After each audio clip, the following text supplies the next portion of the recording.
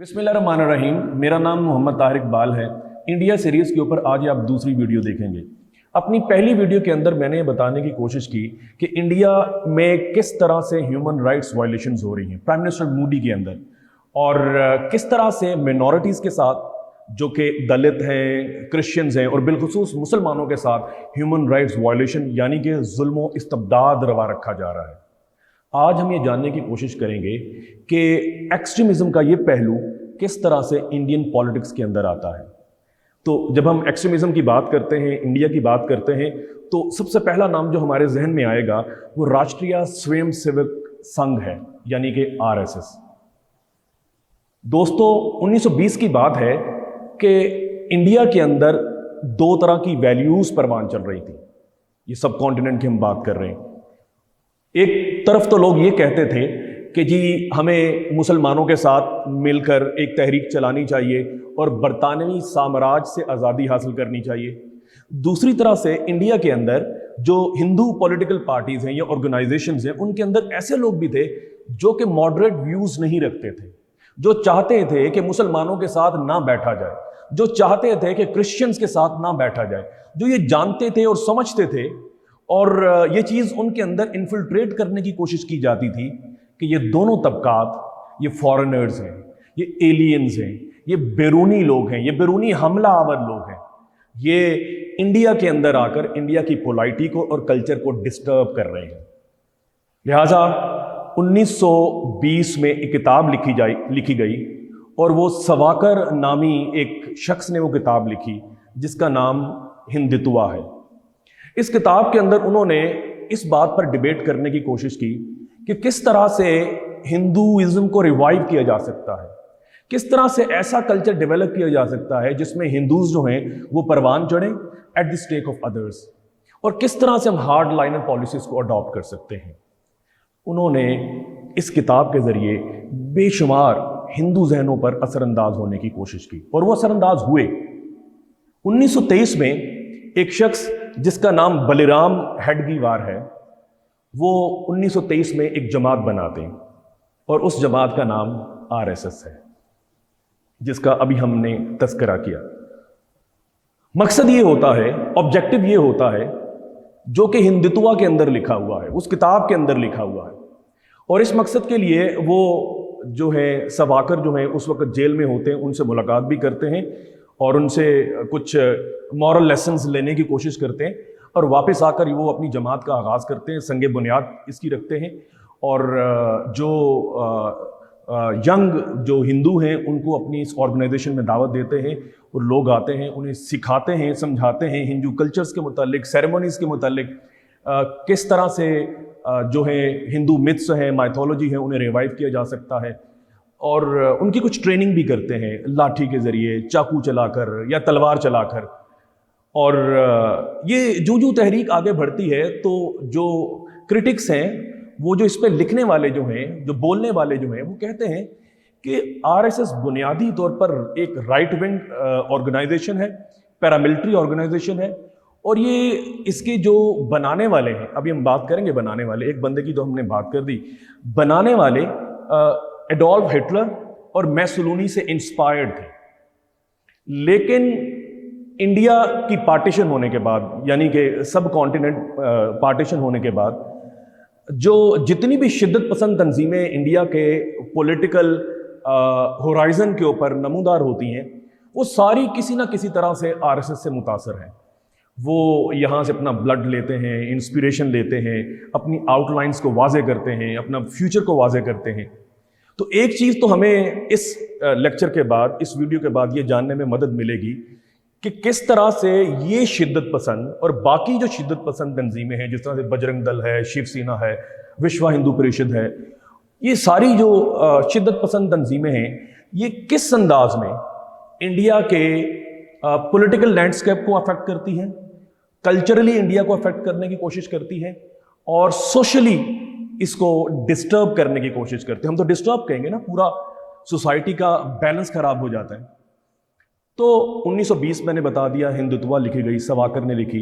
1923 में मुतासर होकर एक शख्स जो है हेडगीवार जो है, बलिराम हेडगीवार, वो आरएसएस की बुनियाद रखता है, इसकी दागबेट डालता है। 1927 में जब इसके मेंबर्स 100 हो जाते हैं तो ये पहली दफ़ा ये तय करते हैं कि जी हमारा जो असल दुश्मन है ना ये मुसलमान है। ये मैंने पहली दफ़ा इस वजह से कहा कि जब ये ऑर्गेनाइजेशन बनाएगी, आजकल भी आप इंडिया में जितने लोग आरएसएस के ऊपर लिख रहे हैं उनमें से ज़्यादातर लोग इसको रोमांटिसाइज करते हैं कि ये जब ऑर्गेनाइजेशन बनाई गई ये बरतानवी साम्राज्य के खिलाफ एक कोशिश थी।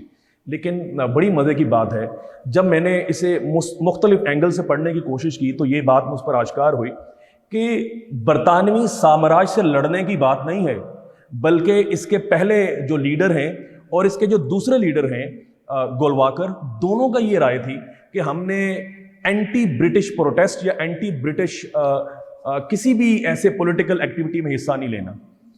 तो ये तो एक बात आप लोग तय कर लें कि दुश्मन इनका असल में वो मुसलमान थे, और यही चीज़ लेकर वो फिर पोस्ट पार्टीशन पॉलिटिकल मूवमेंट के अंदर शामिल होते हैं, सोशल फैब्रिक के अंदर दाखिल होते हैं इंडिया के। 27 में इन्होंने सबसे पहले ये किया कि मुसलमानों की जो मसाजिद हैं उनके बाहर इन्होंने शोर मचाना, ढोल पीटना, म्यूज़िक बुलंद आवाज़ में रेज करना, ये इन्होंने स्टार्ट कर दिया, जिसका नतीजा ये निकला कि गिरदोनवा के जो ऑर्गेनाइजेशन थी, पॉलिटिकल पार्टीज थी, उन्होंने बड़ा शदीद रद्द अमल दिया। 1940 में इसकी भागदौड़ एक और शख्स, शिद्दत पसंद शख्स गोलवाकर संभालता है, और वो अपने मानने वालों को कहता है कि जी एंटी ब्रिटिश किसी भी एक्टिविटी में हम हिस्सा नहीं लेंगे। यही वजह है कि 1942 की क्विट इंडिया मूवमेंट में आरएसएस शामिल नहीं होती। उसकी वजह वो ये बयान करते हैं कि हमने जो बरतानवी साम्राज्य हैं, जो उनके लीडर्स हैं, उनकी तवज्जो अपने तरफ मबजूल करवानी है, और हम किसी ना किसी तरह से उन्हें कायल करेंगे कि इंडिया की पार्टीशन नहीं होनी चाहिए। यहाँ रुककर एक बात बड़ी इंपॉर्टेंट, जब 1923 में ये ऑर्गेनाइजेशन बनती है, हड्डीवार की बनाता है, इसकी जागबेल डालता है, तो वो गांधी के बड़ा खिलाफ है। वो इस वजह से वो कहता है गांधी क्यों खिलाफत मूवमेंट के अंदर मुसलमानों का साथ देता है, और कांग्रेस के भी वो खिलाफ है। कांग्रेस के तो बहरहाल वो पूरा इस ड्यूरेशन के अंदर खिलाफ ही रहते हैं, और वो कहता है कि कांग्रेस जो है वो अपने एजेंडे के अंदर काउ प्रोटेक्शन क्यों नहीं रख रही। तो ये दो वजूहात हैं। तो गोलवाकर भी इसी चीज़ को लेकर चलता है, वो गांधी के भी खिलाफ है, वो पटेल के भी खिलाफ है, वो नेहरू के भी खिलाफ है। अब 1947 में पार्टीशन हो जाती है। 1948 में 30 जनवरी 1948 का दिन बड़ा अहम दिन है। इस दिन एक आरएसएस का नुमाइंदा, अब इंडियंस अपनी जान छुड़ाने के लिए इस तरह से कहते हैं कि जी आरएसएस का साबका नुमाइंदा, उसने आरएसएस छोड़ दी थी, लेकिन जो मुख्तलिफ किताबें हम पढ़ते हैं एनालिस्ट की और सुनने की कोशिश करते हैं, वो यही कहते हैं कि ये आरएसएस का मेंबर था, और मौजूदा मतलब उस वक्त मौजूदा वो मेंबर था। वो 30 जनवरी 1948 को गांधी को मार देता है।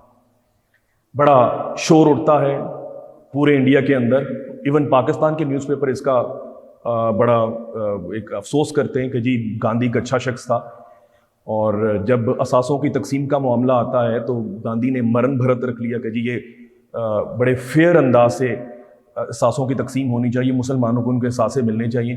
तो यही वजह थी कि इंतहा पसंद हिंदू समझते थे कि इस तरह के लोगों को मार देना चाहिए, ख़त्म कर देना चाहिए। तो ख़त्म कर दिया गया। सुप्रीम कोर्ट ऑफ इंडिया ने एक्शन लिया, कई लोग इनके पकड़े गए, और जो इंडियन पार्लियामेंट थी उसने आरएसएस के ऊपर बैन लगा दिया। 1949 में जो इनके लोग थे वो छूट गए इस प्ली के ऊपर कि जी वो साबका आरएसएस मेंबर था, हमारा इससे कोई ताल्लुक नहीं है। लेकिन गोलवाकर जो है वो जब नेहरू के पास जाता है और ये एक रिक्वेस्ट करता है कि जी ये आप हमारी जमात जो है, ये ऑर्गेनाइजेशन जो है, इस पर जो आप लोगों ने पाबंदी लगाई वो ख़त्म कर दें। वो पटेल के पास भेज देते हैं। पटेल आगे से कहते हैं जी देखें, आप ना तो इंडियन कॉन्स्टिट्यूशन को मानते हैं, ये बात आपने जहन में रखनी है, ना तो इंडियन कॉन्स्टिट्यूशन को मानते हैं, ना हमारे तिरंगे को मानते, मतलब ना हमारे झंडे को मानते हैं। तो लिहाजा हम किस तरह से आपको वो माफ़ कर सकते हैं, किस तरह से हम इसकी जो बैन है उसे अपलिफ्ट कर सकते हैं। तो ये जो गोलवाकर है वो बड़े गुस्से में आता है, बाद में अपने सब लोगों से बात करता है, फिर इसका रिएक्शन भी देता है। अब इसके बाद इंडिया के अंदर जितनी शिद्दत पसंद तंजीमें मार्ज़े वजूद में आती हैं, जिनकी दागबेल बढ़ती है, वो सारी जो है वो आइडियोलॉजिकली वो आरएसएस से मोटिवेटेड है, हार्ड लाइनर पॉलिसी अडॉप्ट करना चाहती हैं। एक 1951 में एक पार्टी बनती है, उसका नाम है भारतीय जनसंघ। बाद में भारतीय जनसंघ जो है वो मेटामॉर्फोज हो जाएगी भारतीय जनता पार्टी में, जो कि एक आरएसएस का ऑफ शूट है, आरएसएस की ब्रांच समझ लें, और जिसके आइडियोलॉजी जो है आरएसएस से मिलती है। भारतीय जो संघ है, इसमें काफ़ी सारे जो बिग विग्स हैं पॉलिटिक्स के, इसमें शामिल हुए। 2 साल के बाद इन्होंने एक मुतालबा कर दिया, और वो मुतालबा अब जाकर पूरा हुआ है। तब आपको अंदाजा होगा कि बीजेपी से किस तरह से ये लोग मिलते हैं। मुतालबा ये किया कि जी हमारा सिर्फ एक मुतालबा है कि जो इंडियन ऑक्युपाइड कश्मीर है, मतलब जम्मू एंड कश्मीर है, उसको इंडिया के अंदर इंटीग्रेट कर देना चाहिए। अब ये देखें कि यही भारतीय जनता पार्टी, मतलब प्राइम मिनिस्टर मोदी ने यही किया 5 अगस्त 2019 को। और अप्रैल 1980 में इसी जमात के कुछ लोग अलग होकर भारतीय जनता पार्टी बना लेते हैं। भारतीय जनता पार्टी अब अपनी पॉलिटिकल स्ट्रगल कर रही है, आरएसएस उसे पूरी अपनी फिक्र और आइडियोलॉजी प्रोवाइड कर रहा है, वहाँ से लोग उसे प्रोवाइड किए जा रहे हैं जिनकी ट्रेनिंग हो रही है। और प्राइम मिनिस्टर मोदी की भी ट्रेनिंग आरएसएस के ट्रेनिंग कैंप्स के अंदर हुई, जिसमें आपने देखा होगा इस तरह की तस्वीर, जिसमें उन्होंने शॉर्ट्स पहने हुए खाकी कलर के, और उनकी वाइट कलर की उनकी शर्ट है, और वो इस तरह से मूवमेंट अपनी करते हैं जिस तरह से कोई फौजी हैं या कोई पैरामिलिट्री फोर्स है। अब इस चीज़ को अब आगे ले आते हैं कि 1992 में एक बड़ा अहम वाक़या होता है कि जी जो भारतीय जनता पार्टी के लोग हैं, LK अडवाणी जो उनका लीडर है, वो उन्हें मूव करता है और वो बाबरी मस्जिद पर टूट पड़ते हैं और 1000 के करीब मुसलमानों को शहीद किया जाता है। फिर 2002 के वाक़यात आप देख लें, उसमें प्राइम मिनिस्टर जो आजकल प्राइम मिनिस्टर हैं, वो उस वक्त CM थे, वो गुजरात में मुसलमानों पर हमले करवाते हैं और 2000 से ज़्यादा लोग वहाँ पर शहीद कर दिए जाते हैं। फिर आजकल के वाक़यात आप ले लें, ये एक पूरी हिस्ट्री है कि किस तरह से शिद्दत पसंदी जो है इंडियन पॉलिटिक्स के अंदर इन्फिल्ट्रेट की जाती है। अब आप आ जाएं मौजूदा दौर के ऊपर। प्राइम मिनिस्टर मोदी 2014 में जब प्राइम मिनिस्टर बने तो इन्होंने कहा जी मैं 40 मिलियन जॉब्स क्रिएट करूंगा, किसानों के लिए अच्छी पॉलिसीज लेके आऊंगा, 100 दिनों के अंदर ब्लैक मनी वापस लेके आऊंगा। लेकिन जब उनका टेन्योर पूरा हो रहा था तो ये वादे वईद पूरे होते हुए नजर नहीं आ रहे थे। तो उन्होंने देखा कि वो भारतीय जनता पार्टी जो है 5 स्टेट्स के अंदर 2018 में वो इलेक्शन लूज कर जाती है, और जो इंटरनेशनल इदारे हैं वो इस चीज़ को यूँ लेते हैं कि जी ये बड़ी तेज़ी से अपनी मकबूलियत खो रही है, जो वादे इन्होंने किए थे 2014 में वो पूरे नहीं हो रहे। तो फिर ये एक पूरा एक माहौल बनाते हैं। उस माहौल में पुलवामा के अंदर अटैक करवाया जाता है, और जो मीडिया है, जो उनका अवाम है, उन सबको शामिल किया जाता है, एंटी पाकिस्तान रिटोरिक जनरेट किया जाता है। फिर एक फेक सर्जिकल स्ट्राइक लॉन्च की जाती है बालाकोट के अंदर, जहां हमारा एक कौवा भी मार दिया जाता है, और हम शदीद एहतजाज भी किया हमने कि हमारा अपने कौवा कुछ दरख्त हम आप लोगों ने क्यों गिराए। लेकिन अपनी कौम को ये बताते हैं हमने बेशुमार पाकिस्तानियों को यानी मुसलमानों को वहाँ पे मार गिराया। बड़ा ह्यू एंड क्राई जनरेट होता है, और एक नेशनलिस्टिक अप्रोच जो है वो अडॉप्ट की जाती है। यहाँ पर एक टर्म मैं आपके सामने पेश करता हूँ जिसे नेटिज्म कहते हैं। उसका मतलब ये है कि जो नेटिव जो प्रॉब्लम्स हैं उन्हें इग्नोर कर दिया गया, और बॉर्डर्स के बाहर जो चीज़ें हैं उन्हें हाईलाइट करके एक पूरा एंटी पाकिस्तान रिटोरिक क्रिएट करके इलेक्शन जीत लिया गया। जब प्राइम मिनिस्टर मोदी इलेक्शन जीत जाते हैं, Bharatiya Janata party extremist party जो है वो इलेक्शन जीत जाती है, आरएसएस का ऑफ शूट जो है इलेक्शन जीत जाता है, तो पूरा एक माहौल चेंज हो जाता है।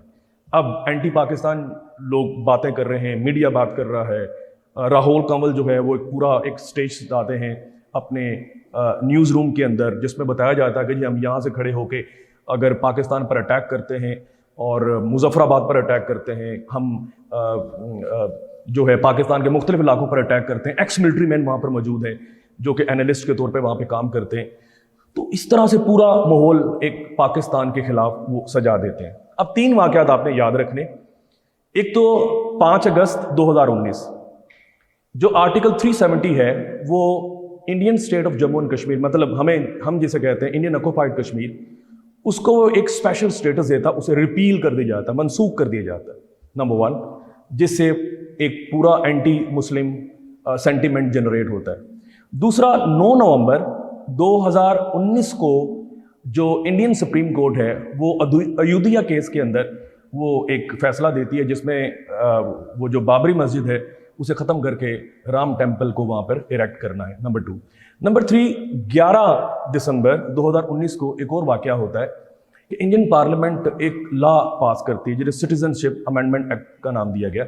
इसके थ्रू जो है फिर मुसलमानों को टारगेट किया जाता है, फिर जामिया मिलिया इस्लामिया और शाहीन बाग और जवाहरलाल नेहरू यूनिवर्सिटी पे जो मुसलमान लड़के और लड़कियां पढ़ते हैं उनके बाल घसीटे जाते हैं, उन्हें मारा पीटा जाता है, और ये पूरा माहौल जनरेट कर दिया गया मुसलमानों के खिलाफ। ये जो मैंने डेट्स बताई ये भी आप लोगों ने याद रखनी है।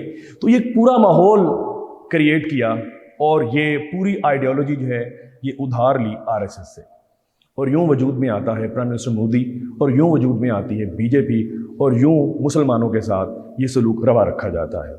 और एक्सट्रीमिज़म जो है वो इंडिया के कल्चर और सोशल फैब्रिक के अंदर और पॉलिटिक्स के अंदर इंजेक्ट हो चुकी है, और बड़ा मुश्किल है अब लोगों के लिए वहाँ रहना। बेशुमार लोगों ने आर्टिकल्स लिखे, और एक आर्टिकल मैं आप लोगों के सामने रखता हूँ, the guardian, anti Muslim violence in Delhi serves Modi well, मतलब है एंटी मुस्लिम वायलेंस जो है मोदी के एजेंडा को सर्व करता है। हिंदू बड़ा पसंद करते हैं इस चीज़ को, और ये वही हिंदू हैं जो कि बड़े शिद्दत पसंद हैं, जो थोड़े बहुत थे मॉडरेट थे, उन्हें चुप रहने को कहा जाता है, या अगर वो बोलते हैं उन्हें मार दिया जाता है। बेशुमार ऐसे जर्नलिस्ट हैं जिन्हें मार दिया गया जो मोदी के खिलाफ बोले। तो ये एक आज की पूरी डिबेट है जिसमें हमने ये जानने की कोशिश की कि किस तरह आरएसएस जो है इंडिया के पॉलिटिकल फ्यूचर को शेप कर रही है। 2 सवालात आप लोगों के सामने आज मैं रख देता हूं। पहला सवाल तो ये मुझे बताएं कि वो कौन सा साल था और वो कौन सा शख्स था जिसने आरएसएस की दाग बेल डाली। ये इस सवाल के अंदर 2 सवाल हैं, दोनों आपने जवाब देने, लेकिन ये सवाल एक है। दूसरा आपने ये बताना है कि भारतीय जनता पार्टी किस साल में मारिद वजूद में आई। इन दोनों सवालात के जवाब दीजिएगा, और इस वीडियो के नीचे आपने कमेंट भी करना है। इंशाल्लाह नेक्स्ट वीडियो में किसी नए टॉपिक के साथ, इंडिया सेंट्रिक टॉपिक के साथ इंशाल्लाह आपसे मुलाकात होगी। खुदा हाफिज़।